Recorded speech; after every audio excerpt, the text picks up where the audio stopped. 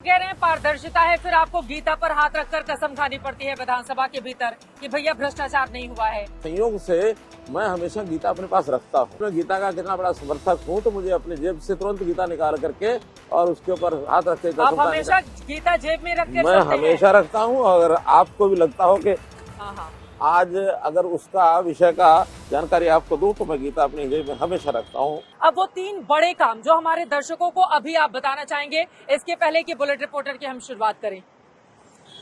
क्या गिनाना चाहेंगे? देखिए, संख्या को जोड़ करके देखना मुझे लगता है शायद उन सारे कामों का अन्याय होगा जो मैंने इतने वर्षों में किए हैं।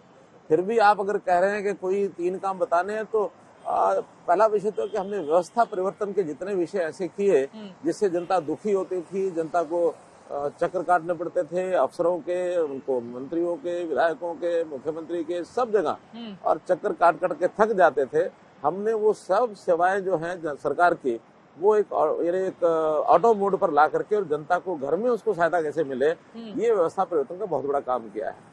दूसरा, हमने मैं कह सकता हूँ कि पारदर्शिता का जो शासन हर पॉलिटिकल पार्टी चुनाव में आने के समय कहती है कि हम आएंगे तो पारदर्शी शासन लाएंगे, लेकिन दुखद बात यह है कि इतने वर्षों तक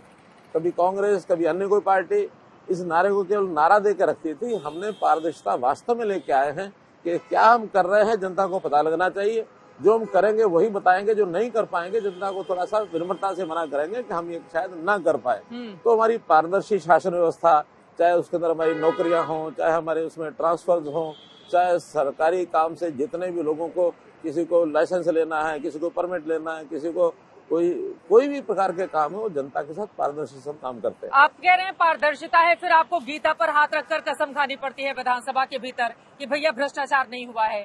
देखिए, वो एक विषय विशेष था जो एक आरोप लगाया गया मेरे ऊपर कि आपने इस काम के लिए और कोई कदम नहीं उठाया है, और उन्होंने एक इस प्रकार की बात कह दी कि आपके उस ऑफिसर की चैट जो है किसी अधिकारी के हाथ मिली है प्रूफ होने के बाद भी,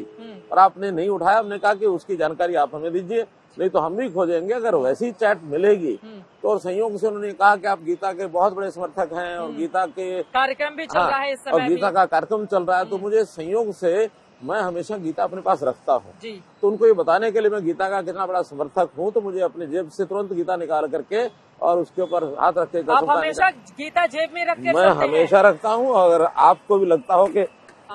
आज अगर उसका विषय का जानकारी आपको दूं तो मैं गीता अपनी जेब में हमेशा रखता हूँ।